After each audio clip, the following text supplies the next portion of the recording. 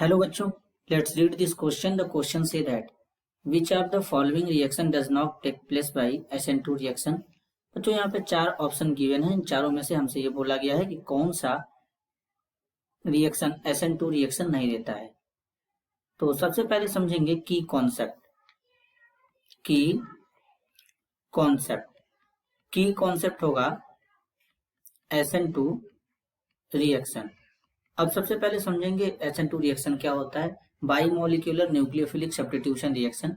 ये रिएक्शन एक स्टेप में होता है, इसमें ट्रांजिशन स्टेट का फॉर्मेशन होता है। बेसिकली ट्रांजिशन स्टेट का मतलब होता है कि ओल्ड बॉन्ड जिस टाइम पे ब्रेक होते हैं उसी टाइम पे न्यू बॉन्ड का फॉर्मेशन होता है और इंटरमीडिएट का फॉर्मेशन नहीं होता है।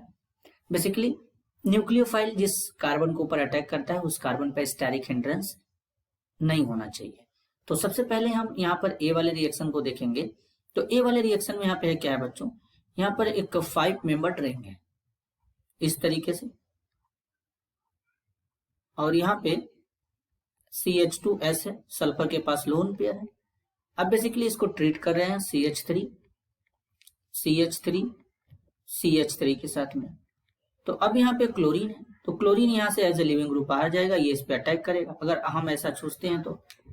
लेकिन ये गलत है, क्योंकि जिस कार्बन के ऊपर ये लोन पेयर वाले स्पीसीज यानी सल्फर का लोन पेयर है तो ये इलेक्ट्रॉन रिच स्पीसीज है, जिसके कार्बन के ऊपर अटैक करेगा इसके ऊपर स्टेरिक हिंड्रेंस ज्यादा है, जिसके कारण ये इसको इजीली अप्रोच नहीं कर पाएगा और ये SN2 रिएक्शन को नहीं देगा।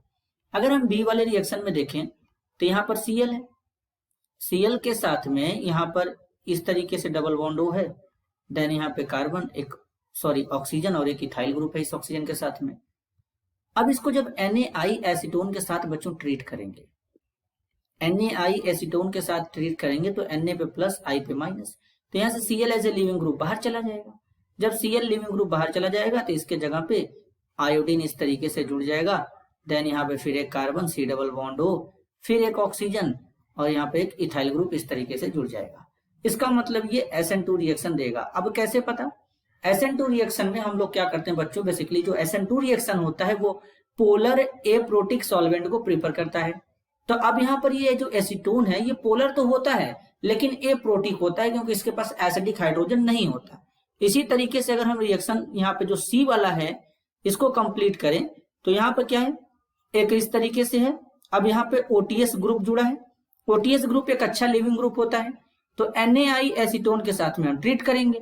तो बेसिकली जब NaI एसीटोन यहां से लेंगे, Na पॉजिटिव I नेगेटिव इस कार्बन के ऊपर अटैक करेगा तो यहां से OTS ग्रुप बाहर निकल जाएगा, और जैसे ही OTS ग्रुप बाहर निकलेगा यहाँ पे क्या हो जाएगा, इस तरीके से आयोडीन एक ऐसे जुड़ जाएगा, और जब ऐसे एक आयोडीन जुड़ जाएगा तो यहाँ पे इस तरीके से SN2 रिएक्शन को ये फेवर करेगा, क्योंकि यहाँ पर जो सॉल्वेंट है वो हमारा कौन सा सॉल्वेंट है, पोलर एप्रोटिक, और जिस कार्बन के ऊपर यहाँ पर न्यूक्लियोफाइल अटैक कर रहा है उस कार्बन के ऊपर स्टेरिक हिंड्रेंस भी नहीं है।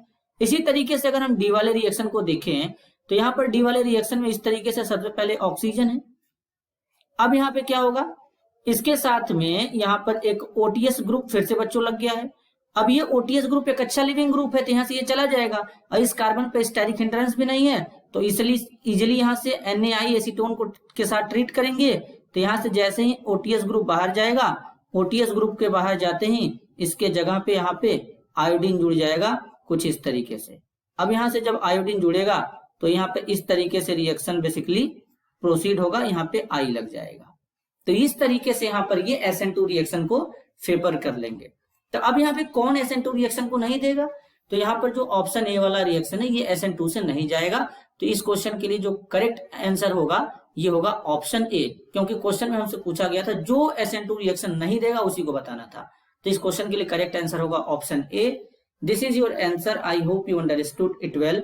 All the best.